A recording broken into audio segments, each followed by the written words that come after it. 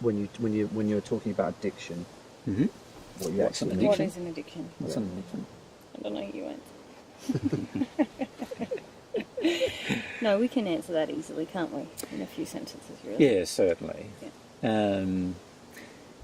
Most people on earth would believe that an addiction is always physical in its nature. In other words, drinking alcohol too much and getting drunk every night, that's an addiction. Or, shooting up drugs, that's an addiction. Or, having lots and lots of sex with lots of different people and being promiscuous all the time, that's an addiction. But the reality is that we call those physical addictions.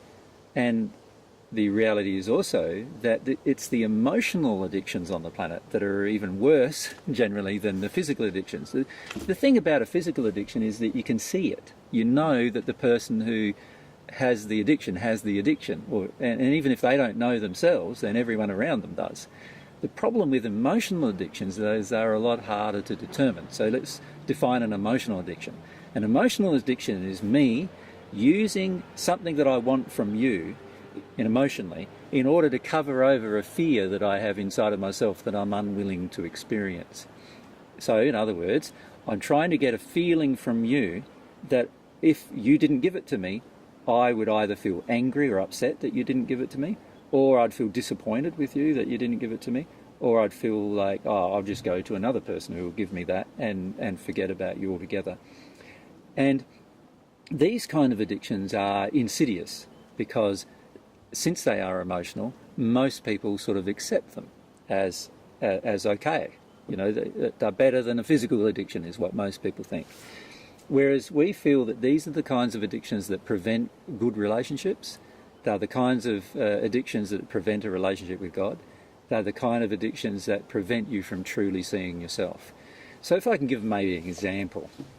Let's say in my childhood I had a father that was not, my birth father was not present in my life. He never gave me any approval, and I grew up feeling and missing an approval of the father figure. Let's say that's what's happened. As an adult, I'm going to have an addiction to try to find men around me who will give me approval. So I might do things for them in the hope that they will give me some sense of approval, some sense of self-worth. When they don't, I get angry with them, and when they do, they're my mate or my friend. But I'm always doing things not out of love. I'm not doing them out of a pure desire. I'm doing them to get the approval. That's an addiction. That's an example of a person who's unwilling to feel that their father wasn't present, unwilling to have a good cry about it, unwilling to let it go.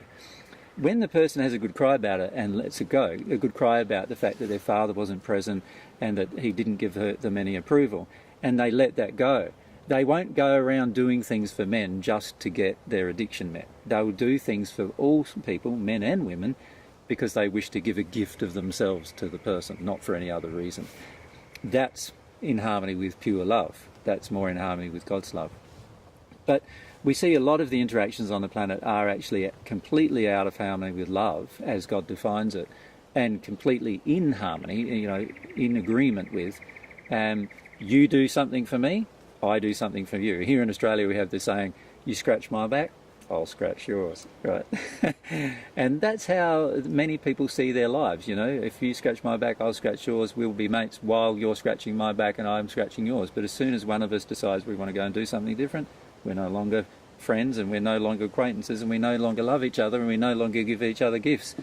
And we feel that a real gift is giving somebody a gift that you don't get anything in return for, really, and that you don't have any expectation of anything in return. And that's an indication of whether you're loving or not in that moment. Whereas what we see happening for a lot of people is this strong desire that they have to only do things while the other person's doing something for them.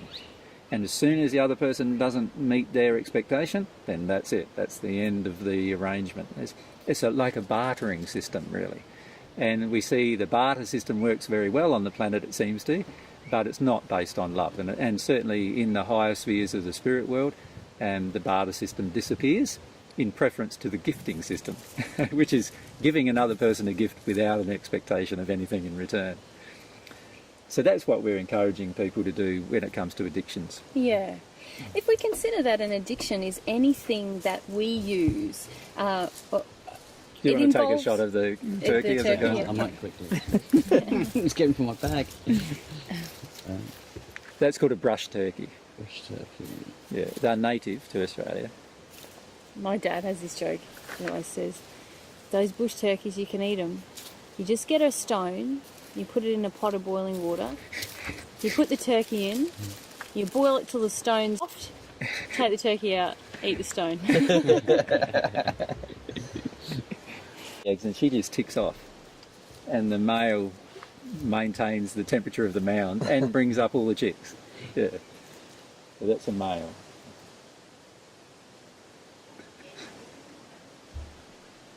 Do you want to scoot that way? Because I'm going to Scoot? scoot some of the... Yeah, Yeah, something good. Going to be okay? Or should we... yeah, no, it's fine. Are you guys getting hungry? Not Not yet. really. No. Not yet. Yeah. You getting hungry? Okay. Yeah. Kind of lose your inspiration on it. Yeah, I know. We have to stop the flow, haven't we? Yeah. It's Yeah. all right. That's I'll why in our interviews and stuff we never do it. Yeah, we don't cut. We just go... Yeah, straight because to it does it. break it. Yeah, you're right. Okay. You can think about an addiction as something that involves, or anything that involves, using a substance or an emotion to avoid some fear or pain inside of us. So commonly on the earth we're used to regarding things like alcoholism and excessive use of drugs as addictions. But many of us use other tactics, if you like, or other devices emotionally to avoid our pain and fear. So some of us, a lot of us women, like to have control. We like to have control of our environment, in our relationships, and that helps us to avoid feelings of pain and fear that we're holding on to from the past. Other people have addictions to attention, which helps them avoid feelings of loneliness that they haven't let go of from their past. Other people have addictions to... Look, there are many... Any time we use an emotional interaction or an interaction with another to receive an emotion that is not already residing within us, a pleasant emotion which is not already residing within us, we're actually in a state of addiction with that person. And what we teach people is that it's possible to have these pleasant and secure emotions within us if we're willing to take initiative ourselves and heal ourselves emotionally. And that means actually stepping back from those emotional addictions and saying, actually, I'm not going to control my environment, or I'm not going to do things for attention and glory. I'm actually going to need to deal with the pain from my past. And when I do, I'm going to feel like a happy, secure person for myself. Yeah, I think that.